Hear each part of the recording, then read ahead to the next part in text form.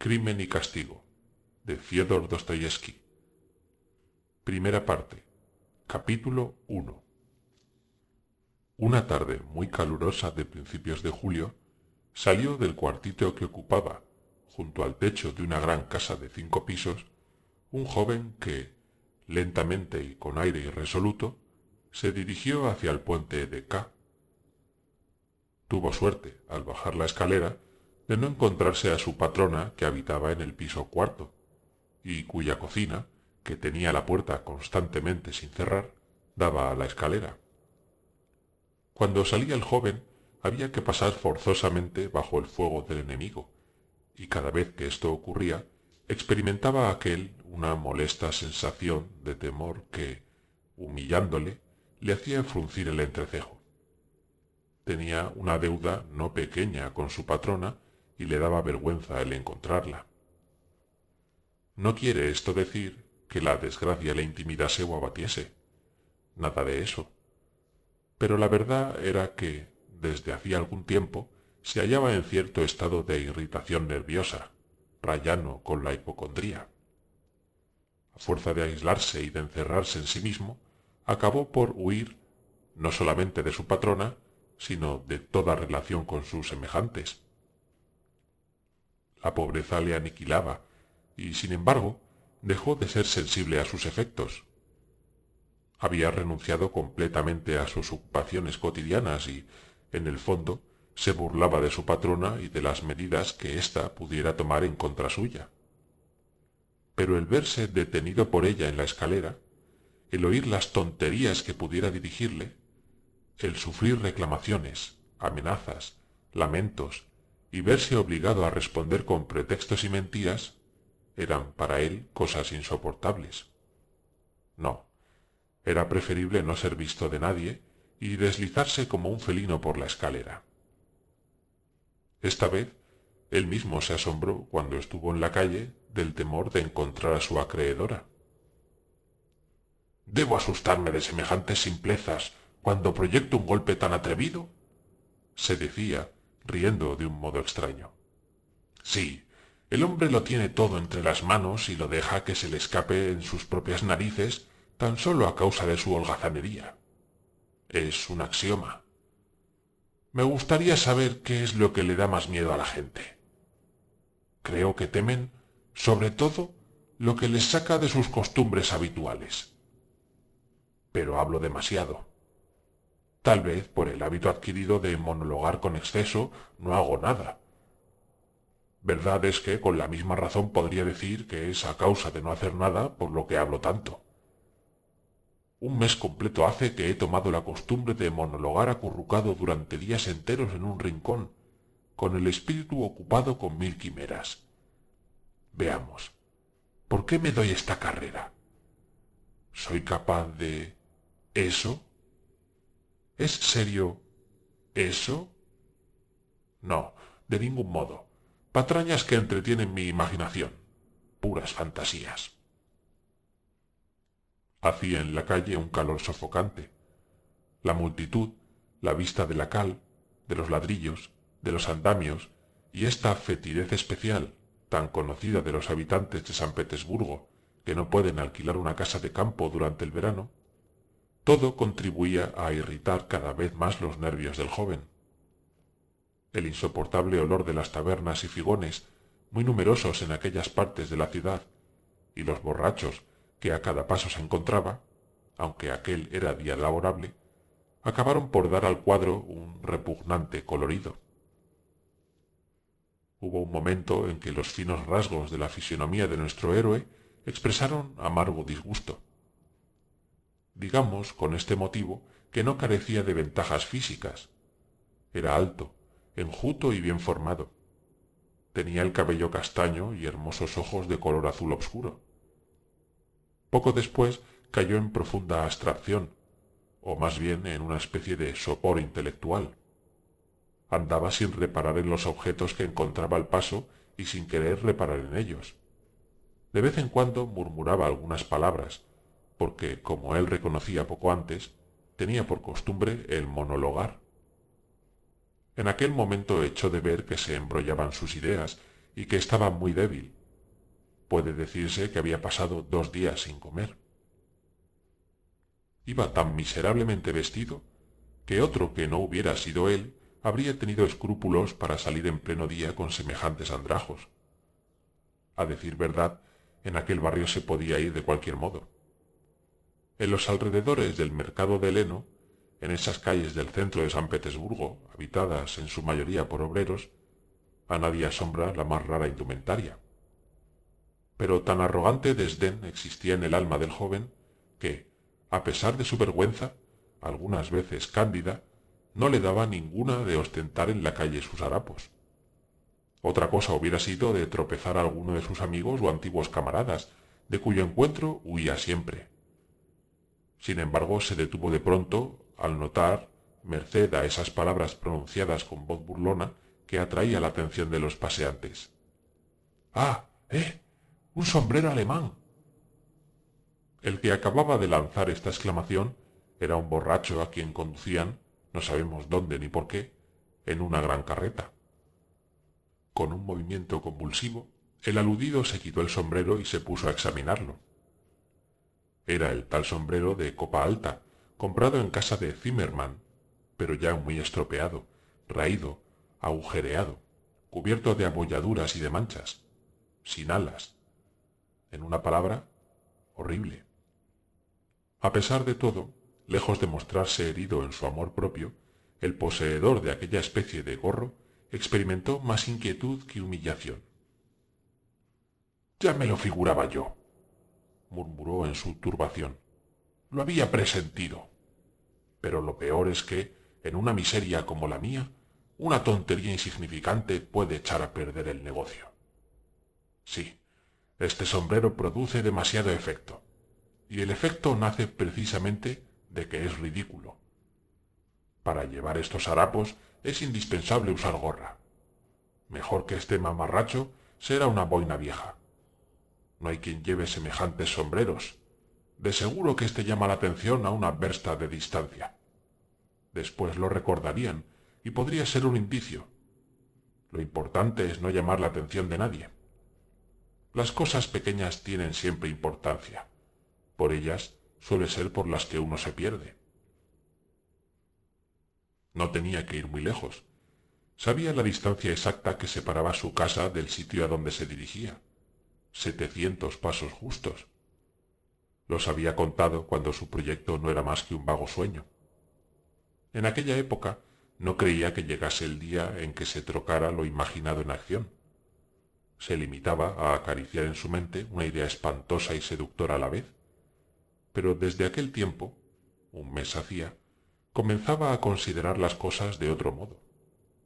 Aunque en todos sus soliloquios se reprochase su falta de energía y su irresolución, habíase ido, sin embargo, habituando poco a poco e involuntariamente, en cierto modo, a mirar como posible la realización de su sueño, no obstante continuar dudando de sí mismo.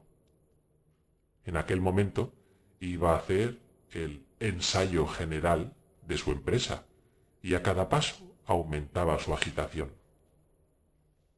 Con el corazón desfallecido y el cuerpo agitado por nervioso temblor, se aproximó a una inmensa casa que daba de un lado al canal y del otro a la calle. Este edificio, dividido en multitud de cuartitos de alquiler, tenía por inquilinos industriales de todas las clases, sastres, cerrajeros, cocineras, alemanes de diferentes categorías, mujeres públicas y humildes empleados, etc. Un continuo hormigueo entraba y salía por las dos puertas. 3 o 4 drobniks prestaban sus servicios en esta casa. Con gran satisfacción suya, el joven no encontró a nadie. Después de haber pasado el umbral, sin ser notado, tomó por la escalera de la derecha. Conocía ya esta escalera angosta y tenebrosa, cuya obscuridad no le desagradaba, pues así no eran de temer las miradas curiosas. «Si ahora tiemblo, ¿qué será cuando venga en serio?», no pudo menos de pensar cuando llegaba al cuarto piso. Allí le cerraron el paso antiguos soldados convertidos en mozos de cuerda. Mudaban los muebles de uno de los cuartos, ocupado. El joven lo sabía por un funcionario alemán y su familia. Gracias a la marcha del alemán, no habrá durante algún tiempo en ese rellano otro inquilino que la vieja. Esto es bueno saberlo, por lo que pueda suceder. Así pensó, y tiró del llamador de la casa de la vieja. Débilmente sonó la campanilla, como si fuese de hojalata y no de cobre. Tales son en esas casas las campanillas de todos los pisos. Sin duda había olvidado este detalle. Aquel sonido particular debió de traerle repentinamente a la memoria algún recuerdo, porque el joven se estremeció y se alteraron sus nervios. Al cabo de un instante se entreabrió la puerta, y por la estrecha abertura la dueña de la casa examinó al recién venido con manifiesta desconfianza.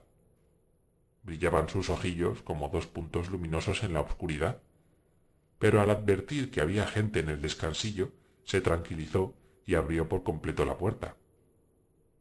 El joven entró en un sombrío recibimiento, dividido en dos por un tabique, tras del cual estaba la cocina. En pie delante del joven, la vieja callaba interrogándole con la vista. Era una mujer de 60 años, pequeñuela y delgada, de nariz puntiaguda y de mirada maliciosa. Tenía la cabeza descubierta y los cabellos, que comenzaban a encanecer, relucían untados de aceite. Llevaba puesto al cuello, que era largo y delgado como la pata de una gallina, una tira de franela, y a pesar del calor, habíase echado sobre los hombros un abrigo apolillado y amarillento. La vieja tosía a menudo.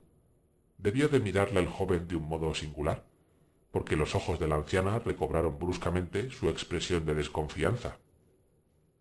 Raskolnikov, estudiante. Estuve aquí, en esta casa, hace un mes. Se apresuró a decir el joven, medio inclinándose, porque había pensado que lo mejor era mostrarse afable. Sí, lo recuerdo, respondió la vieja, que no cesaba de mirarle con recelo. Pues bien, vengo otra vez por un asuntillo del mismo género, continuó Raskolnikov, algo desconcertado y sorprendido de la desconfianza que inspiraba. Quizás esta mujer ha sido siempre lo mismo, pero la otra vez no lo eché de ver, pensó el joven desagradablemente impresionado. La vieja permaneció algún tiempo silenciosa, como si reflexionase. Luego señaló la puerta de la sala a su visitante y le dijo haciéndose a un lado para dejarle pasar delante de ella. «Entre usted». La salita en la cual fue introducido el joven tenía tapizadas las paredes de color amarillo. En las ventanas, con cortinas de muselina, había tiestos de geranios. El sol poniente arrojaba sobre aquello viva claridad. Sin embargo, entonces brillaba el sol de la misma manera, dijo Raskolnikov para su coleto, y dirigió rápidamente una mirada en torno suyo para darse cuenta de todos los objetos y grabarlos en la memoria.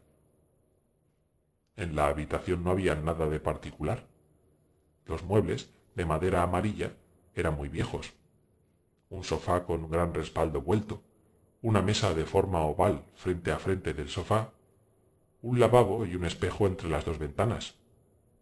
Sillas a lo largo de las paredes, 2 o 3 grabados sin valor que representaban señoritas alemanas con pájaros en la mano. A esto se reducía el mobiliario. En un rincón, delante de una pequeña imagen, ardía una lámpara. Tanto los muebles como el suelo relucían de puro limpios. «Es Isabel la que arregla todo esto», pensó el joven. En toda la habitación no se veía un grano de polvo. «Es preciso venir a las casas de estas malas viejas viudas para ver tanta limpieza», continuó monologando Raskolnikov, y miró con curiosidad la cortina de indiana que ocultaba la puerta correspondiente a otra salita. En esta última, en la que jamás había entrado, estaban la cama y la cómoda de la vieja. «¿Qué quiere usted?», preguntó secamente la dueña de la casa, que, habiendo seguido a su visitante, se colocó frente a él para examinarle de cerca. «He venido a empeñar una cosa. Véala usted». y sacó del bolsillo un reloj de plata viejo y aplastado que tenía grabado en la tapa un globo. La cadena era de acero.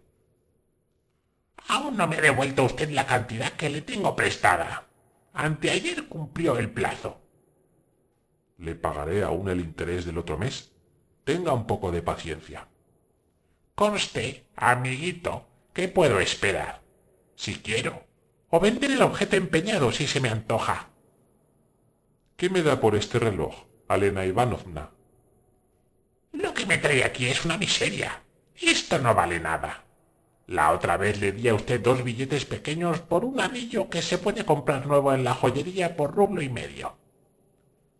Deme usted 4 rublos y lo desempeñaré. Pertenecía a mi padre. Pronto recibiré dinero. 1,5 rublos y he de cobrar el interés por adelantado. ¿1,5 rublos? Exclamó el joven. ¿Acepta usted? ¿Sí o no? Y dicho esto, la mujer alargó el reloj al visitante. Este lo tomó e iba a retirarse, irritado, cuando reflexionó que la prestamista era su último recurso. Además, había ido allí para otra cosa. «Venga el dinero», dijo con tono brutal. La vieja buscó las llaves en el bolsillo y entró en la habitación contigua. Cuando el joven se quedó solo en la sala, se puso a escuchar, entregándose a diversos cálculos. A poco oyó cómo la usurera abría la cómoda. «Debe ser el cajón de arriba», supuso Raskolnikov. «Ahora sé que lleva las llaves en el bolsillo derecho y que están todas reunidas en una anilla de acero. Una de ellas es 3 veces más gruesa que las otras y tiene las guardas dentadas. Esa llave no es de la cómoda, seguramente. Por lo tanto, debe haber alguna caja o alguna arca de hierro. Es curioso. Las llaves de las arcas de hierro son generalmente de esa forma. Pero qué innoble es todo esto». Volvió a entrar la vieja. Mire usted, como cobro 1 grivna al mes por cada rublo y empeña usted el reloj en 1,5 rublos, le desquito 15 kopecks y queda satisfecho el interés por adelantado. Además, como usted me suplica que espere otro mes para devolverme los 2 rublos que le tengo prestados, me debe usted por este concepto 20 kopecks, que, unidos a los 15 que le desquito, componen 35. Tengo, pues, que darle a usted 1 rublo y 15 kopecks. Aquí están. ¿Cómo? ¿De modo que no me da usted ahora más que 1 rublo y 15 kopecks? Nada más tengo que darle a usted. Tomó el joven el dinero sin discutir. Miraba a la vieja sin darse prisa a marcharse. Parecía tener intención de hacer algo, pero no sabía con precisión lo que deseaba. Es posible, Alena Ivanovna, que venga pronto con otra cosa. Una cigarrera de plata, muy bonita, en cuanto me la devuelva un amigo a quien se la he prestado. Dijo estas palabras con manifiesto embarazo. Pues bien, entonces hablaremos. Adiós. ¿Sigue usted viviendo sola sin que su hermana le haga compañía?, preguntó él con el tono más indiferente que le fue posible en el momento en que entraba en la antesala. ¿Y qué le importa a usted mi hermana? Es verdad, se lo preguntaba a usted por decir algo. Adiós, Alena Ivanovna. Raskolnikov salió muy alterado. Al bajar la escalera se detuvo muchas veces como rendido por sus emociones.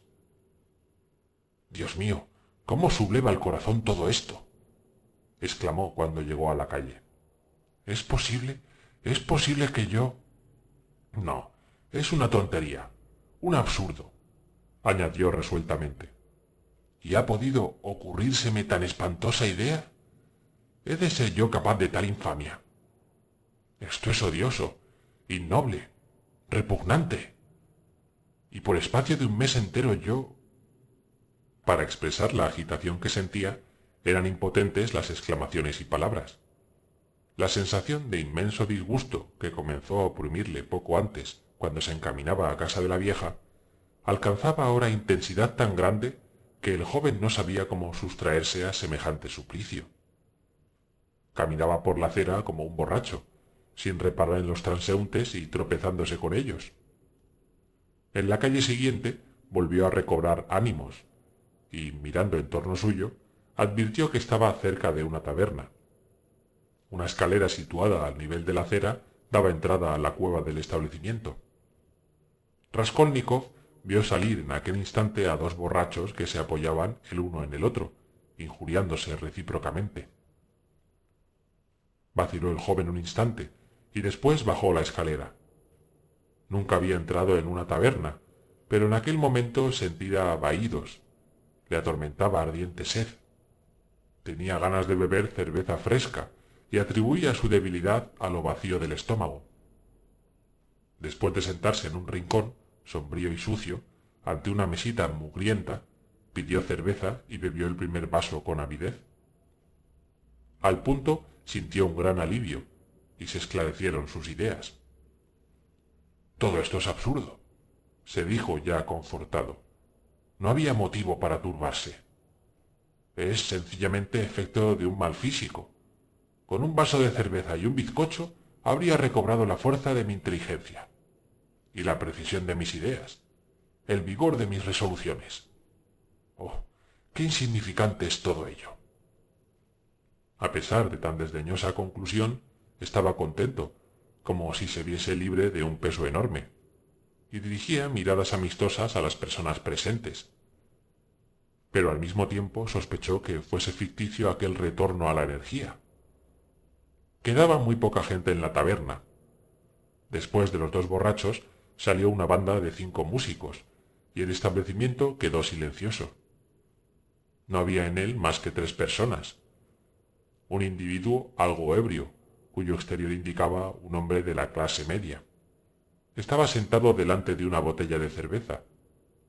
Cerca de él, tendido en el banco, dormitaba un sujeto alto y grueso, de barba blanca, vestido con un largo levitón y en completo estado de embriaguez. De cuando en cuando parecía despertarse bruscamente. Se ponía a hacer sonar los dedos, apartando los brazos y moviendo rápidamente el busto, sin levantarse del banco sobre el cual estaba echado. Tales gestos y ademanes servían de acompañamiento a una canción necia, de la que el hombre se esforzaba para recordar los versos. Durante un año entero yo he acariciado, durante un año entero, yo he acariciado a mi mujer. O esta otra. En la Podietzaya he encontrado a mi vieja. Nadie hacía caso de la alegría de aquel melómano. Su mismo compañero escuchaba todos aquellos gorjeos en silencio y haciendo muecas de disgusto. El tercer consumidor parecía un antiguo funcionario. Sentado aparte, se llevaba de vez en cuando el vaso a los labios, mirando en derredor suyo. Parecía que también él era presa de cierta agitación. Fin de la sección 1.